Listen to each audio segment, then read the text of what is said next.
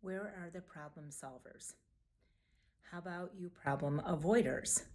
Some of you may be thinking, well, it depends what the problem is if I want to solve it or avoid it. And a lot of this tells us about your personal process.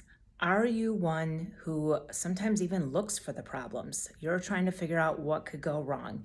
You want to dig all the way into it, peel back those layers. Sometimes you sit in it for a long time and can actually come off as negative to some people.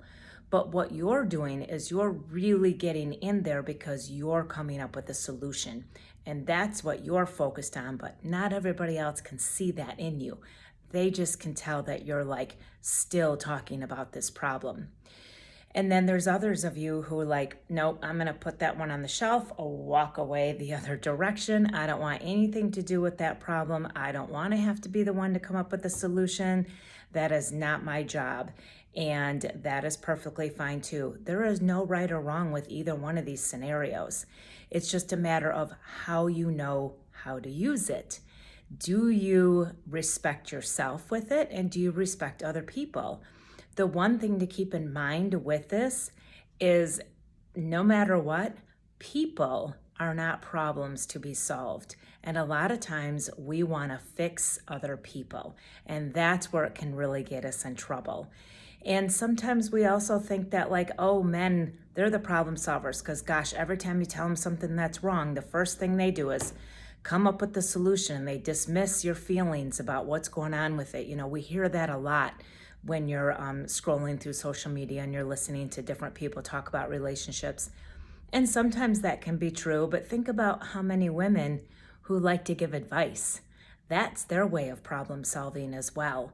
And so it can go both directions, and it can be very meaningful and helpful, and sometimes it can be very annoying and something that you don't want somebody to do for you. This is where not only communication comes into play, but it has to go deeper than that. This is where the behavior language shows up, where you really understand that it's not personal, that this person isn't trying to be annoying.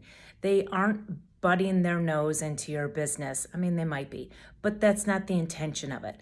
The intention of it is they just naturally need to come up with the solution. Now, do they have to share it? No, they don't necessarily have to share it, especially if you've set up a boundary. But if it's something that you understand about one another, it's so much easier to set up those boundaries and keep to them than if it's something that you're just coming at it from pure frustration. Then those boundaries are so much harder to keep and respect.